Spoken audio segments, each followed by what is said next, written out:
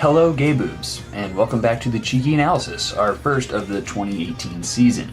It's good to see you. The Cheeky Bastards are off to a great 2-0 start this year, and fresh off of a 186-point performance where I took a big hot steamy Duke on Logan's chest. He's gonna need a few showers after that one. But Logan ain't off to a bad start either, as he put up 195 points in week 1 and a respectable 140 in week 2.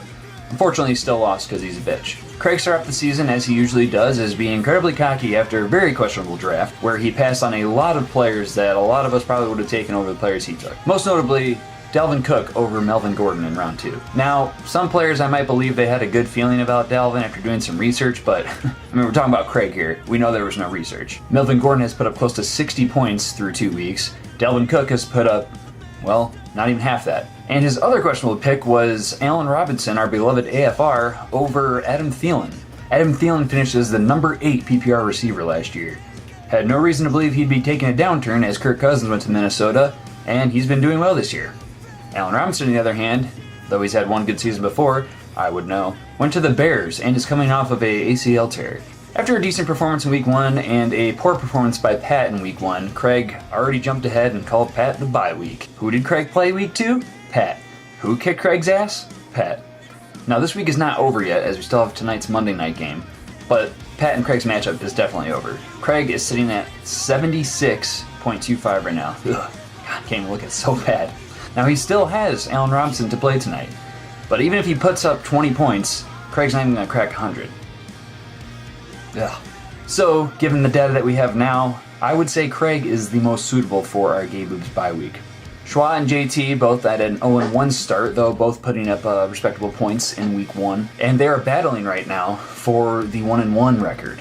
They have some players in the Monday night game, and we will see how that rolls out. Should be pretty close. One of them will be 0-2 and very pissed. Should be pretty funny. I'm not sure what it feels like to have a loss in 2018, and I could ask some of you, well, probably ask Chad, he'll definitely know what it feels like.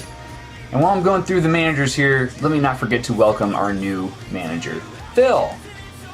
Welcome to Gay Boobs, Phil. Hopefully this year you have as good a time as you did when you had that cock on your tongue. So yes, heading into week 3, me and my brother Fro will be the only 2 undefeated teams left in Gay Boobs. Congratulations on the hot start, Fro. It's nice to see you at the top for once. Though it's not all the way at the top, because that's where I am. But still, good job.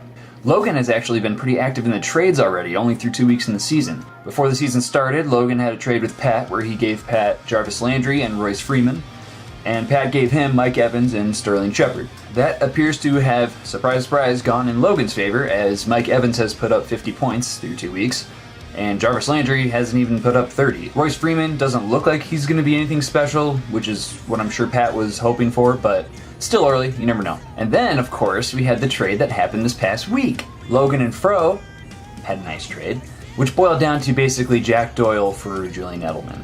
Now, Logan lost Greg Olsen week 1. Freaked out and had to go trade away Julian Edelman, a very reliable PPR receiver, for Jack Doyle. Now, we all basically let that trade go through because we're helping Fro. We know he doesn't succeed a lot and that he needs some help, so hey, why not, right? And with Logan having 195 in the week 1, fuck it. Let's see if we can put a dent in that team, right? Let him trade away Julian. Now, I wasn't sure how that trade happened. Fro says Logan approached him. I did confirm that after getting a hold of Fro's phone when I was hanging out with him the other day. Had to take some screenshots of the text messages between him and Logan, and I took the messages out one by one so you guys can kind of follow along with me as I read them to you. Here we go. Hey Fro, I see you have Jack Doyle. Who? Jack Doyle, the Colts tight end that's on your roster.